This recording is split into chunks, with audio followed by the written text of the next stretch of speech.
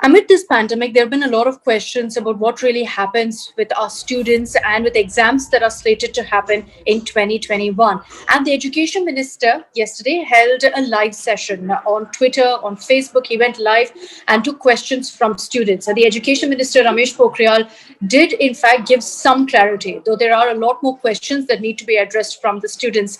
Let me just sum up for you what the Education Minister has said. First, with regards to CBSE exams, Pokhriyal has said that the exams could be pushed to about May. He's also said that discussions are still on about exactly how these exams will be conducted, and also about whether we're going to be seeing a further reduction in the syllabus.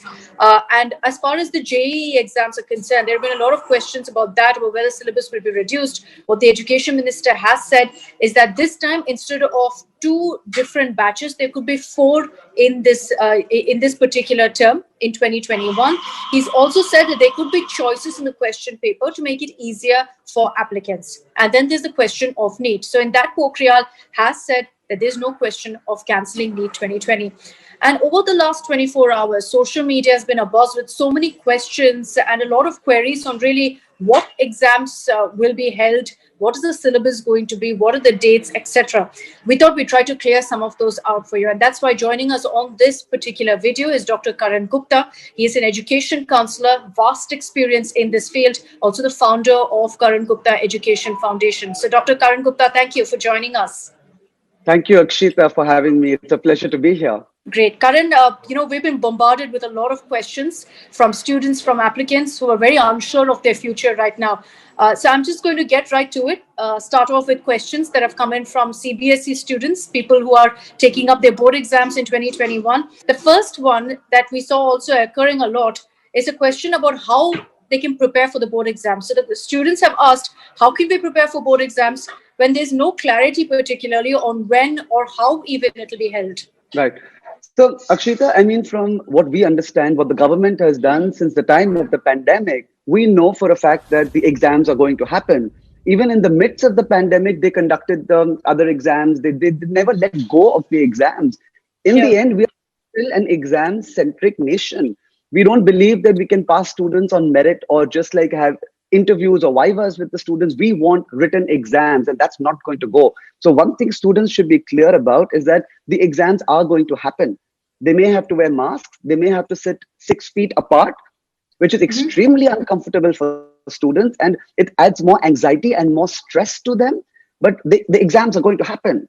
And the second, how to prepare for them? Well, students have to take into account that, well, be ready to take the exams in February. If that's not going to happen, March, April, May, but your exams are going to happen. So start studying, look at all the syllabus that's going to be covered, go through all the past papers that that particular exam covers, but you have to prepare for the exams and assume that it's going to happen. One of the students has put forth this question: if online learning is effective enough to be confident to take the board exams with just online classes? You know, Akshita, for a very large part of our education system and the schools that we have in many remote areas, a lot of students don't even have lectures in regular times.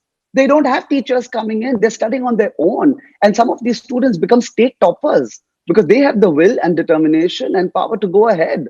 So I would tell students that if you have to do something different and have online learning and talk to your friends and have group chats about lectures, about subjects, have study sessions, teammates to study with, it's a different way of learning. Yes, we are not used to it. Yes, but look what's happened this year. We all have made adjustments to the way we work, to the way we function, and there's no exception for students. So I would say that I think online learning is fantastic if you make the most of it. So you go in with a positive attitude, start learning, go to YouTube, find videos which relate to your subject matter, and you'll probably learn more than by sitting in a classroom.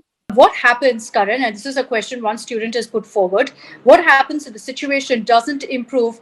This is declared as a zero academic year. This seems to be a concern for many students. So now, Akshita, if that happens, we call that a gap year. It's a year in between your education. You take that year off and you do things for personal enrichment. Take online courses, do online internships, learn a new language, learn computer programming, learn other skills. So eventually, whichever university you'll end up going to, they're going to understand that due to the pandemic, you had to take that year off but you used your time wisely and you used that time to make your profile stronger. So there is a chance that this year could be declared null and void. But that's a chance which we have to take, and it's a chance that we can use to our advantage. We can Hmm. actually start doing things to make our profile stronger. Whether you think, as someone who's seen this particular field for so long, whether there could be perhaps further change, further reduction of the syllabus for CBSE students. This is something, Akshita, that really worries me. You cannot keep reducing the syllabus. We don't want to produce substandard education. We don't want to do that. We don't want children to have substandard education. Now, these same students are going to go to university and you're going to cut out essential topics from the syllabus. How are they going to cope in university? I Hmm. personally think that there's not going to be any more. Actually, you know what? I'm hoping that there's not going to be any more reduction in the syllabus, because that's going to lead to mediocre education, mediocre students, and no one's going to be happy with that. That's very interesting, because a lot of students, Karan, have been pushing and saying that the only way to address this is by further reduction of syllabus. So you don't think that's a solution? Akshita, come on, that is something all students would want. When I was a student, I would also ask for the same thing. Listen, cut out 5 more chapters. But that's the easy way out. In the long run, you need to have this education. Like, students ask me, why am I learning chemistry or history or geography? How is it going to help me in my life? How is it going to help me in my future? Well, these are building blocks. Before we learn to make sentences, we need to know the complete alphabet. If you're going to cut out the last 10 alphabets for me, I'm going to make incomplete sentences for the rest of my life. Another question, Karan, is with regards to practicals. How is that going to work? Student asking here, what pattern can the government introduce if there is no practicals? So, we have to be innovative. We all are being innovative with the way we work, with the way we function. I think the government can do online practicals. They could possibly have teachers sitting in labs, and they could have online sessions where they're asking students to identify equipment in the lab, identify processes that chemicals are doing in that particular lab. We Hmm. can be innovative with that. Now, we do face infrastructure challenges. We're talking Yeah. about an entire nation, not just key cities. In this entire nation, we've got to have access to those labs. Those labs have to have strong internet connectivity. And with just one person sitting in the lab, you could have hundred students doing online practicals. We don't see that necessarily as something which is impossible. Across the Okay. world, all of this is still done online. You still have online practicals where you have someone who's asking you a practical element of the course that you're studying, putting up instruments on your screen and asking you to identify those instruments. It is possible if the government wills it, and if we have the infrastructure to let at least one teacher sit in a lab and have online vivas or online interviews with hundreds of students. Okay. Karan, another question. Will a delay in the Class 12 board exams affect our chances of admissions into universities? So, again, Akshita, and universities are being very flexible and very understanding. We've had, when you're applying to universities abroad, the SAT, GRE, GMAT, everything has been waived for people for 2021, because the universities understand that it's not in your control. So if a student says that, look, my exams are in June and the results are coming out by September, but my university admissions are in August, they can go ahead with the whole process. They can actually start studying at their university and submit their results within 3 to 6 months of studying. So they do not have to worry about the delay. Okay, we've got a lot of questions from parents, from students, but I have to get this and keep this concise. So, one last question with regards to CBSE exams. You've got a student asking if this should be completely shifted online, if CBSE exams should be held online. Is it safe for us to write exams in classrooms when even schools haven't opened? Again, personally, I don't agree with the government's decision to make students wear masks and sit in classrooms. At the end, children are going to be children. There's a limit to how much we can expect them to have social distancing. We do have internet connectivity in the most remote parts of the country. So why Yeah. not then just shift everything online? So I personally don't think students should be sitting in classrooms just for a few more months. I quickly want to go to the other batch, and this is the JEE exams as well, Karan.